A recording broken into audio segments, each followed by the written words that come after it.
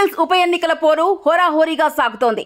అధికార ప్రతిపక్ష పార్టీల నేతలు ఎన్నికల ప్రచారంలో దూకుడుగా ముందుకు సాగుతున్నారు. ఈ నియోజకవర్గంలో ఎమ్మెల్యేగా ఉన్న మాగంటి గోపీనాథ్ అనారోగ్యంతో కన్నుమూయడం వల్ల నియోజకవర్గంలో ఉప ఎన్నిక అనివార్యంగా మారింది. దీంతో బీఆర్ఎస్ పార్టీ నుంచి మాగంటి గోపీనాథ్ సతీమణి మాగంటి సునీత ఎన్నికల బరిలోకి దిగగా కాంగ్రెస్ పార్టీ నవీన్ యాదవ్ ను రంగంలోకి దించింది. ఇక బీజేపీ నుంచి లంకల దీపక్ రెడ్డి ఎన్నికల బరిలోకి దిగారు. అయితే హోరాహోరీగా ఎన్నికల ప్రచారం సాగిస్తున్న సమయంలో తాజాగా జూబ్లీహిల్స్ ఉప ఎన్నికకు సంబంధించి ఒక ఆసక్తికర సర్వే వెలుగులోకి వచ్చింది. ఈ సర్వే జూబ్లీహిల్స్ ఉప ఎన్నికల బరిలో గెలిచేది ఎవరు అనేది తేల్చేసింది. జూబ్లీహిల్స్ నియోజకవర్గంలో మాగంటి గోపీనాథ్ మృతితో మాగంటి సునీత మీద సానుభూతి వ్యక్తమవుతున్నా ప్రస్తుతం ప్రభుత్వ పాలన పైన కాంగ్రెస్ పార్టీ పైన ప్రజల్లో వ్యతిరేకత ఉన్నప్పటికీ కాంగ్రెస్ పార్టీ నుంచి పోటీ చేసిన నవీన్ యాదవ్ కి ఎక్కువ విజయావకాశాలు ఉన్నాయని సర్వే నివేదిక తేల్చింది.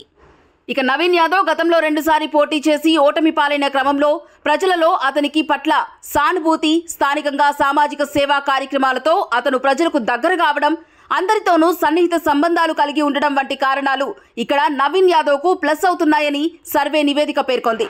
జూబ్లీహిల్స్ నియోజకవర్గంలో కాంగ్రెస్ పార్టీ నుంచి పోటీ చేసిన నవీన్ యాదవ్ కు 36,000 మెజార్టీ వస్తుందని ఈ సర్వే వెల్లడించింది.